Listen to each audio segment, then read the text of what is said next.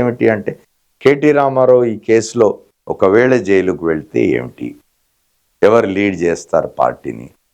అధినాయకుడు కేసీఆర్ ఇప్పటివరకు ఇంకా బయటికి రావడం లేదు.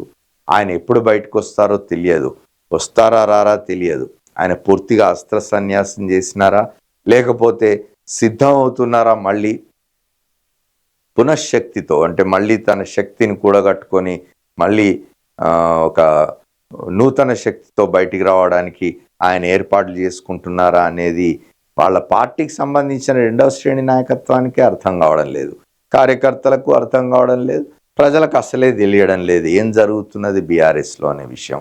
కాబట్టి ఇప్పుడు బయటికి కనిపిస్తున్న వాళ్ళలో కేటీ రామారావు ప్రముఖుడిగా ఉన్నారు, ముఖ్యుడిగా ఉన్నారు. ఆయన ఈ కేసులో గనక జైలుకు వెళ్ళినట్టయితే ఏమిటి?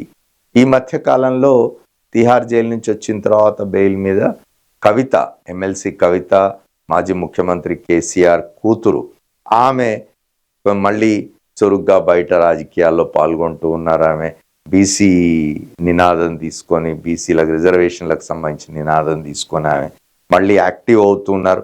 మరి ఆమెను ముందు పెడతారా పార్టీలో, లేకపోతే ఇప్పటికే చాలా సీనియర్గా ఉన్న, మొదటి నుంచి పార్టీతో ఉన్న, ఉద్యమకాలం నుంచి పార్టీతో ఉన్న మాజీ మంత్రి హరీష్ రావుకు పార్టీ పగ్గాలు అప్పచెప్తారా, నాయకత్వం అప్పచెప్తారా అనేది ఆ పార్టీలో చర్చ జరుగుతూ ఉన్నది. ఏం జరుగుతుంది అనేది అయితే ఇప్పుడే కాదు, ఏం జరుగుతుంది ముందు కేటీ రామారావు అరెస్ట్ అవుతారా, లేకపోతే ఆయన పరిస్థితి ఏమిటో చూసి దాన్ని బట్టి పార్టీలో నిర్ణయాలు ఏమైనా చేసుకుంటారేమో చూడాలి.